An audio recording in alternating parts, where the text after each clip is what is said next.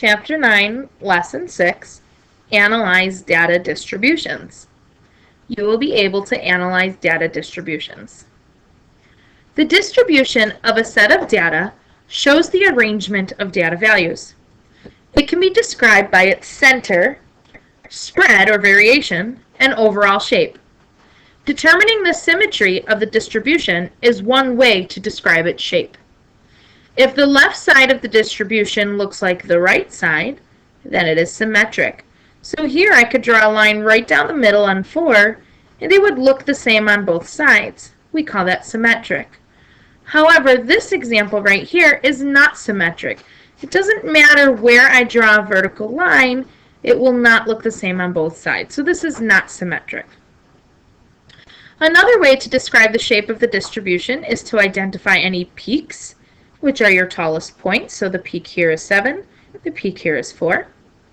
Clusters, if there's a bunch of points together. So I would say there's probably a cluster between maybe even 5 through 8 or 6 through 8. Any gaps? Well, there are no gaps in either set of data. A gap would be if there was a point right here on 0, there'd be a gap between 0 and 2. And an outlier. An outlier is a number that is completely different from the data. It's way out there. If there's an outlier, your data could not be symmetric. So let's take a look at what we've got here. The graph shows the weights of adult cats. Identify any symmetry, clusters, gaps, peaks, or outliers in the distribution. Okay, so let's talk about if this graph is symmetric or not. I can't draw a vertical line anywhere, so I would say this is not non-symmetric.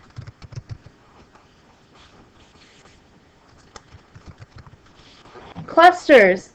I would say there's a cluster here from 7 to 12. And these are pounds. Gap, where there's a gap between 12 and 14, because 13 has no values. So gap between 12 and 14 pounds.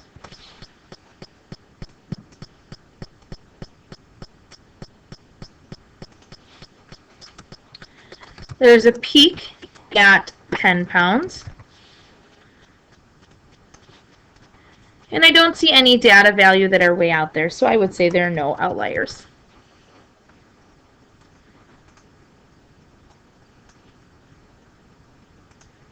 Letter B.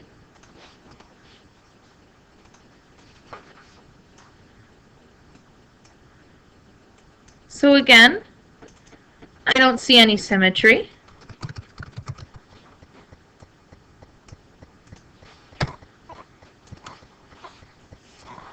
There's a cluster, I would say between 60 and 63. There's a bunch of data there. And this is in inches. There are a couple gaps. There's a gap between 58 and 60.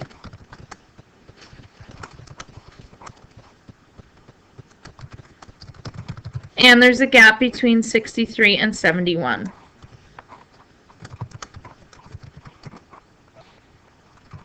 There's a peak at 61 inches. It's the tallest point. And here I would say 71 is an outlier. Most of our data is between 58 and 63, and then we have a giant gap and a data value. So I would say that there is an outlier at 71 inches.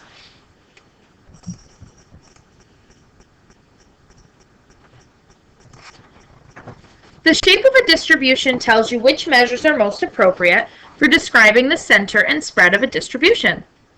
The mean and mean absolute deviations are affected by outliers, while the median and interquartile range are resistant to outliers. So is the data distribution symmetric?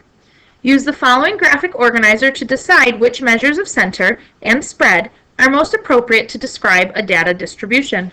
So if your data is not symmetric, you would use the median to describe the center, and the interquartile range to describe the spread. If your data is symmetric, you would use the mean to describe the center and the mean absolute deviation to describe the spread.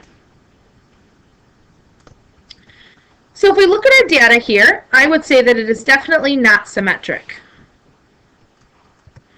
So because it's non-symmetric, we will use the median and the interquartile range to describe the data, to describe the spread and center.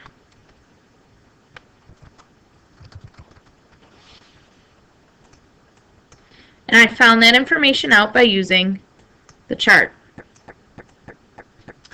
So it is not symmetric, so I use median and interquartile range. So we need to find the median and interquartile range. The first thing we need to do is order our data from least to greatest, and let's actually write it out in a list form. Everywhere you see an X, that is where the data are. So let's figure this out. We've got 72 to 76. That means 73, 74, and 75 are in between. So I would say 74 would be dead center, 73 to the left, 75 to the right. So this is 75 as our first data point.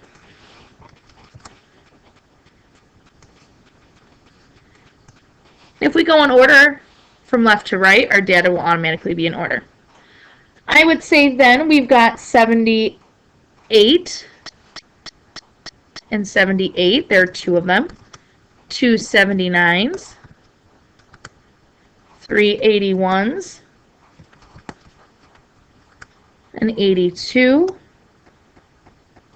two 84s, two 85s, 186, 194, 97, 98, 99, 101, and I would say 105.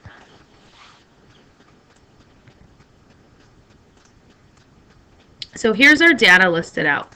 We need to find the median and the interquartile range. That means we have to find our 5-number summary. So here's the minimum and the maximum.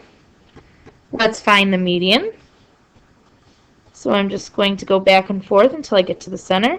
It's our third set, fourth set, fifth, sixth, seventh, eighth, ninth, and 10th. It looks like it's in between. Well, 84 and 84, since it's the same number, if we average those together, we will get 84. This is our median value. That's one number we need. And to find the interquartile range, we need to find the other two missing pieces, our quartile 1 and our quartile 3. So let's go halfway in between. 1, 2, 3, 4, 5. 79 and 81 in between. The average is 80. And on the other side, between 94 and 97, average those together, and we get 95.5. To find the interquartile range, our interquartile is the box part of our box and whisker. Okay, so imagine this is a box and whisker. Okay, the box part would be 80 to 95.5, so we're just going to subtract those numbers. 95.5 minus 80 is 15.5. So our median is 84, and our interquartile range is 15.5. But we need to describe them. So let's describe them. The data are centered around a median of 84 degrees, and the spread of the data are around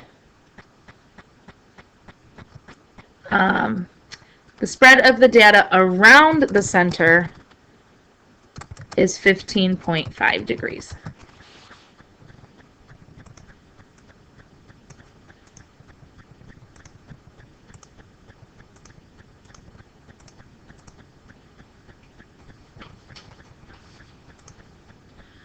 graph shows the hours per week that dance students practice their dances. Describe the center and spread of distribution. Justify your response based on the shape of the distribution. Round to the nearest tenth if necessary. So here we have a symmetric graph. And because it's symmetric, if we look back at our chart, we are going to use mean and mean absolute deviation.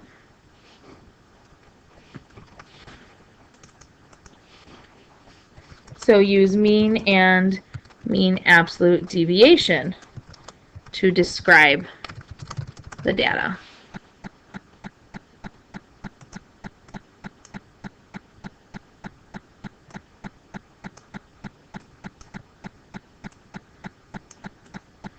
Okay, so we need to find the average.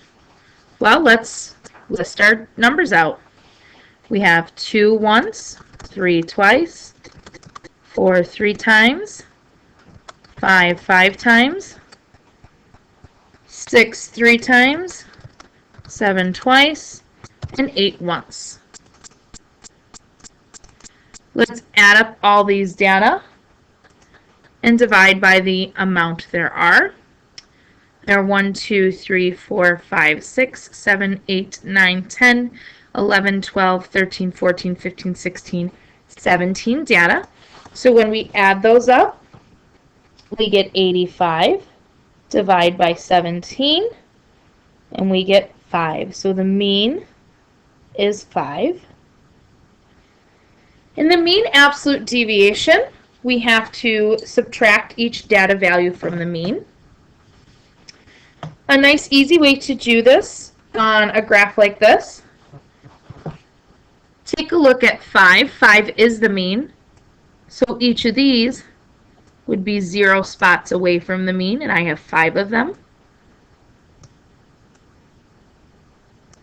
6 is 1 spot away from the mean, so all 3 of these are 1s. 7 is 2 spots away from the mean.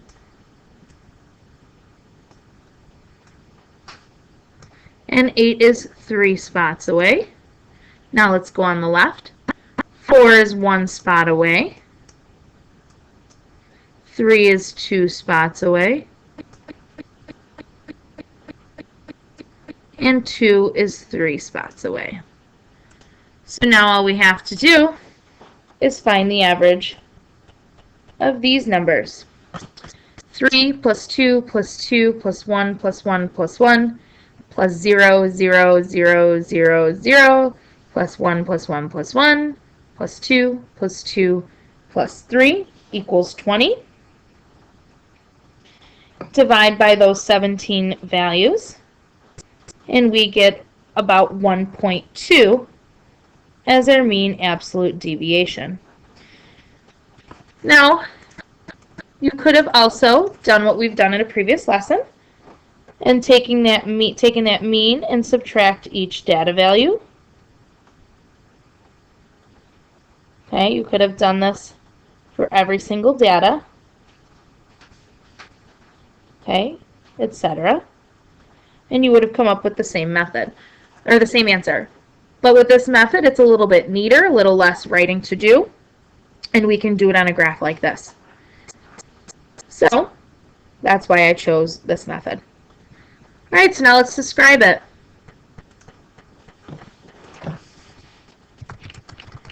The data are centered around a mean of 5 hours,